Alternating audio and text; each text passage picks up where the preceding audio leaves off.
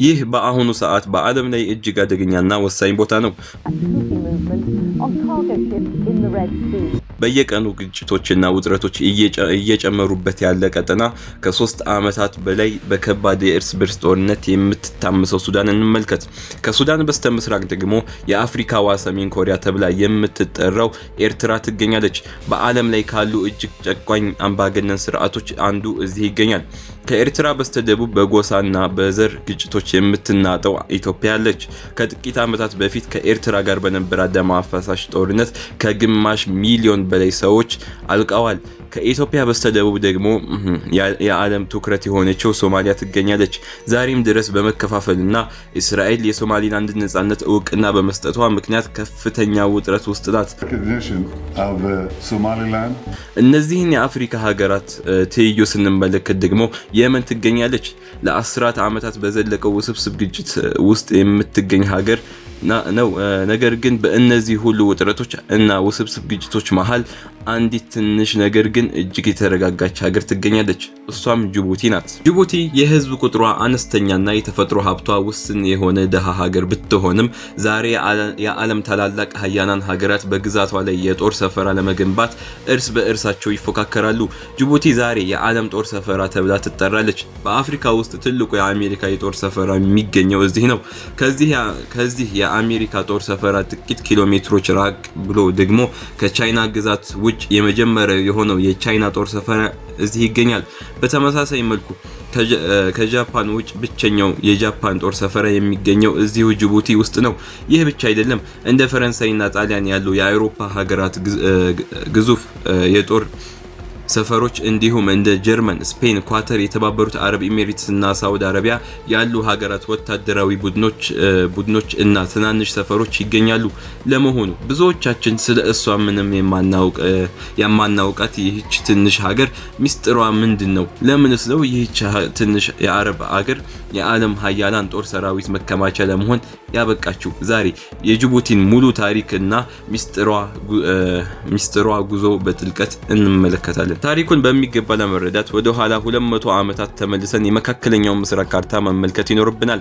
በዚያን ጊዜ ይህ አካባቢ ለዓለም ትልቅ ትርጉም አልነበረውም።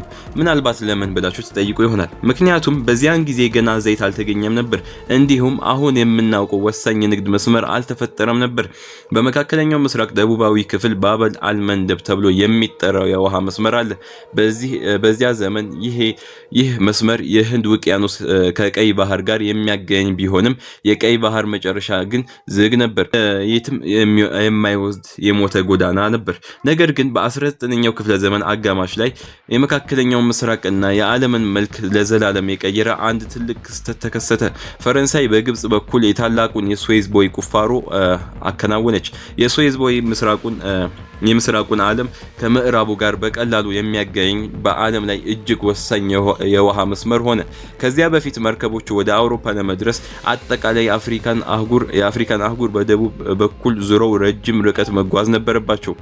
ስዌዝ ቦይ ግን ይሄንን መንገድ በአጭሩ ቆረጠው። በዚህም ምክንያት የስዌዝ ቦይ የዓለም ንግድ ወሳኝ ቧንቧ ሲሆን ባበል አልመንደብ ደግሞ የስዌዝ ቦይ ዋና መግቢያ በር ሆነ። ከዚያን ጊዜ ጀምሮ ዓለምን ለመቆጣጠር የሚፈልግ አካል መጀመሪያ ባበል አልመንደብን መቆጣጠር እንዳለበት ታመነ። ይህ መተላለፊያ የዓለምን ንግድ፣ ጦርነት፣ ግንኙነት እና ኢነርጂ የሚቆጣጠር ቁልፍ ሆነ። በወቅቱ የዓለም ሀያል ሀገር የነበረችው ብሪታንያ የዚህን ቦታ አስፈላጊነት በፍጥነት ተረዳች።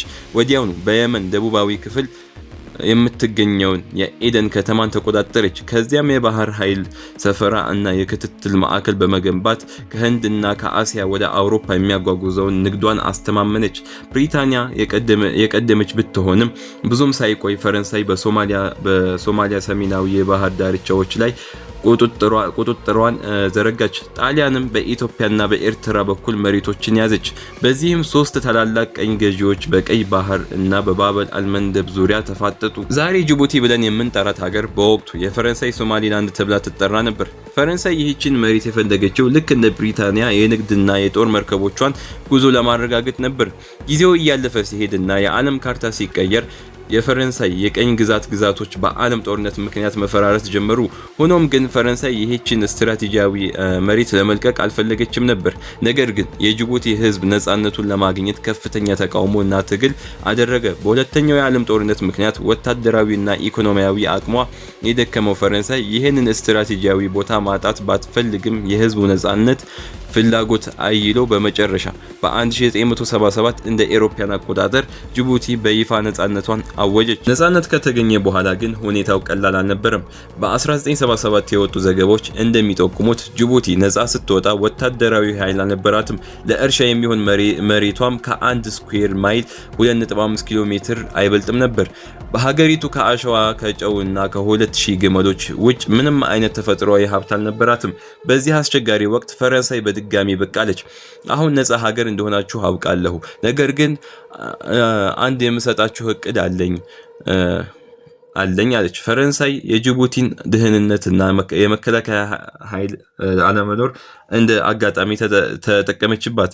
ጎረቤት ሀገራት የሆኑት ኢትዮጵያና ሶማሊያ ጅቡቲን ለመውረር ወታደሮቻቸውን እያከማቹ እንደሆነ በመግለጽ ስጋት ፈጠረች። ኢትዮጵያ የባህር በር ለማግኘት ስትል ተወርሻለች። ሶማሊያ ደግሞ ጅቡቲ የታላቋ ሶማሊያ አካል ናት በሚል ፍላጎት እንዳላቸው ገለጸች።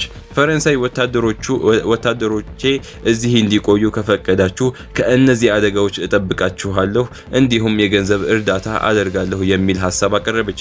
ጅቡቲም ያለውን ተጨባጭ ሁኔታ አይታ በሐሳቡ ተስማማች። በዚህም የፈረንሳይ ጦር በጅቡቲ 2 የጦር ሰፈሮችን በመገንባት የመጀመሪያው የውጭ ኃይል ሆነ። የሚገርመው ነገር ጅቡቲ ነፃ በወጣችበት በዚያው ዓመት በኢትዮጵያና በሶማሊያ መካከል ደም አፋሳሽ ጦርነት ተቀሰቀሰ። በ1980ዎቹና 90ዎቹ ጅቡቲ ውስጥ የአፋር ብሔር ተወላጆች 30% የሚሆኑት በሶማሊያ ኤሳ ብሔር 60% በሚመራው መንግስት እንደተገለሉ ተሰምቷቸው የእርስ በእርስ ግጭቶች ተቀስቅሶ ነበር። ነገር ግን ይህ ግጭት እንደ ጎረቤት ሀገራት የከፋ ሳይሆን በ3 ዓመታት ውስጥ በፖለቲካዊ ስምምነት ተፈታ። ከዚያም በ2001 እንደ ኤሮፓያን አቆጣጠር መላውን ዓለም የቀየረው መስከረም 11 ጥቃት በአሜሪካ ላይ ደረሰ።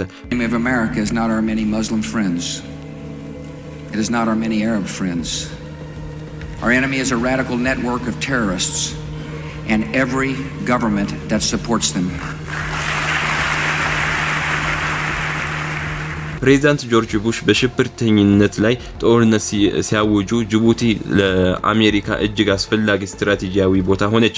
አሜሪካ በአፍሪካ ግዙፉን የጦር ሰፈራ በጅቡቲ መገንባት ጀመረች። ይህም በየመን ያለውን አልቃይዳን እና በሶማሊያ ያለውን አልሸባብን ለመዋጋት እንዲሁም የባበል አልመንደብን የንግድ መስመር ለመጠበቅ ነበር። የጅቡቲ አስፈላጊነት በየቀኑ እየጨመረ መጣ። አብዛኛው የዓለም ዘይትና ጋዝ ከባህር ሰላጤው ሀገራት ተነስቶ በባበል አልመንደብ በኩል ወደ አውሮፓና አሜሪካ ይጓጓዛል። በ21ኛው ክፍለ ዘመን መጀመሪያ ላይ የቻይና ኢኮኖሚያዊ ተጽዕኖ ሲያድግ ቻይናም የንግድ መስመሮቿን ለመጠበቅ በጅቡቲ የጦር ሰፈራ መገንባት ወሰነች። ይህ በዓለም ላይ ትልቅ መነጋገሪያ ሆነ። ምክንያቱም ከቻይና ውጭ የመጀመሪያው የጦር ሰፈራ መሆኑ ብቻ ሳይሆን ከአሜሪካ የጦር ሰፈራ ጥቂት ኪሎ ሜትሮች ርቀት ላይ መገኘቱ ነበር። ጃፓንም በተመሳሳይ መልኩ የንግድ መርከቦቿን ከባህር ላይ ወንበዴዎች ለመጠበቅ በጅቡቲ የጦር ሰፈራ ገነባች። ጣሊያንም የቀድሞ ተጽዕኖዋን ለመመለስ ወደ ጅቡቲ ተመለሰች። ሌሎች እንደ ስፔን፣ ጀርመን እና የባህር ሰላጤው ሀገራትም ቋሚ የጦር ሰፈራ ባይኖራቸውም ወታደራዊ ቡድኖቻቸውን እዚያው አስቀምጠዋል። ሩሲያም የጦር ሰፈራ ለመገንባት ጠይቃ የነበረ ቢሆንም በአሜሪካ ጫና ምክንያት በጅቡቲ ውድቅ ተደርጎባታል። ጅቡቲ ለምን ይህን ሁሉ የውጭ ኃይል ትፈቅዳለች? መልሱ ቀላል ነው። ሀገሪቱ ከእነዚህ ኃይሎች በላይ እነሱ ለጅቡቲ ያስፈልጓታል። እነዚህ የጦር ሰፈሮች ለጅቡቲ በየዓመቱ በመቶ ሚሊዮኖች የሚቆጠር ዶላር የኪራይ ገቢ ያስገኝላታል። ጅቡቲ ምንም አይነት የተፈጥሮ ሀብት ስለሌላት ብቸኛዋ ሀብቷ መልክዓ ምድሯ አቀማመጧ ነው። በተጨማሪም በሺዎች የሚቆጠሩ የውጭ ወታደሮች መኖር ለሆቴሎች፣ ለምግብ ቤቶችና ለትራንስፖርት ዘርፍ ትልቅ ገቢ ይፈጥራል። ታላላቅ ሀገራት በጅቡቲ ውስጥ እንደ ወደብ፣ ሆስፒታል፣ ትምህርት ቤትና መንገድ ላይ ያሉ ግዙፍ ፕሮጀክቶችን ይገነባሉ። ከሁሉም በላይ ደግሞ የእነዚህን ሀያላን ሀገራት በጅቡቲ መኖር ለሀገሪቱ ትልቅ ደህንነት ደህንነትን ይሰጣታል።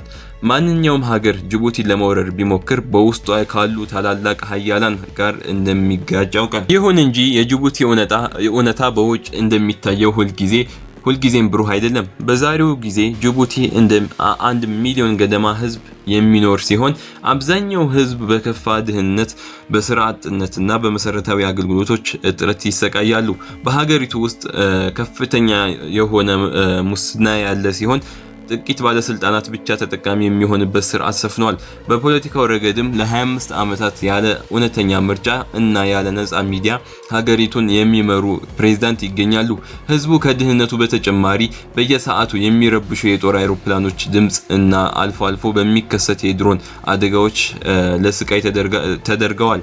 ጅቡቲ ማለት በአንድ በኩል የአምባገነንነት እና የድህነት መገለጫ ብትሆንም በሌላ በኩል ደግሞ የተለያዩ ብሔረሰቦችን አስተባብሮ የያዘች እና በቀውስ በተሞላ ቀጠና ውስጥ ሰላምን ያስጠበቀች ሀገር ናት። ለማጠቃለል ያህል ጅቡቲን መረዳት ማለት ጂኦፖለቲክስ ወይም መልክዓ ምድራዊ ፖለቲካ ምን እንደሆነ መረዳት ማለት ነው።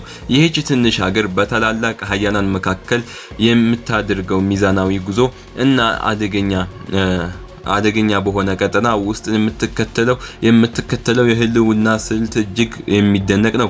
ጅቡቲ ዛሬም የቀይ ባህር ጠባቂ እና የዓለም ሀያላን መተሳሰሪያ ሆና ትቀጥላለች። በቀንድ አፍሪካ ያለው ውጥረት እየጨመረ በመጣበት በዚህ ወቅት የጅቡቲ ሚና ከምን ጊዜም በላይ ወሳኝ ሆኗል። ይህች የአሸዋና የጨው ሀገር ዛሬ የዓለምን የወደፊት እጣ ፋንታ ከሚወስኑ ቁልፍ ቦታዎች አንዷ ለመሆን በቅታለች።